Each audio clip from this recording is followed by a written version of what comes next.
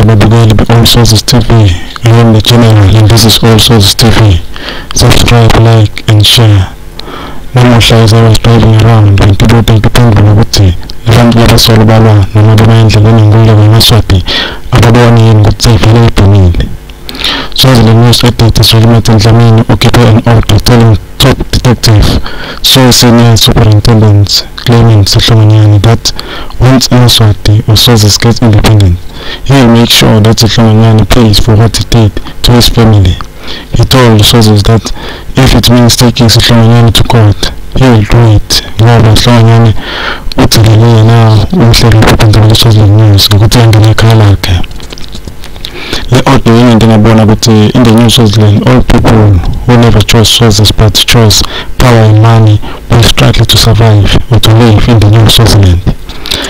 Manje social media lekona ukugcina information and bonke labantu abahlukile eMaswati will account for what they did to eMaswati in the New Swaziland.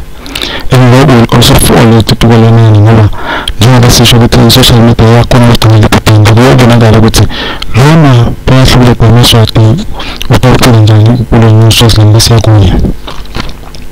I remember MP Mthethwa Makauka Smelana giving Swaziland who are anti-democracy a chance to right their wrongs and prove what's right. Maswati lahlangile ngokamlalela MP Makauka ayekela umsebenzi wawo ngokubona ukuthi vele Maswati aphila phakathi kwengqungquthela noma ahlukubedeka. Simngenile Cece ayekela yena umsebenzi wakhe ngokubona ukuthi vele Maswati ayaqhubeka.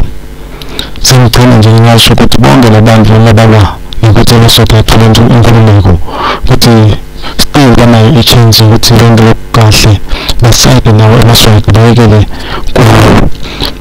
ukugqugqutela wona eMaswati ngoba in the New Swaziland kaba inkinga ukuthi baphile khona. The time to change sides and prove what's right is now. Bese ibhumile and we are kilometers away from the New Swaziland. I am the General and this is All Sources TV, my channel, your channel, our channel.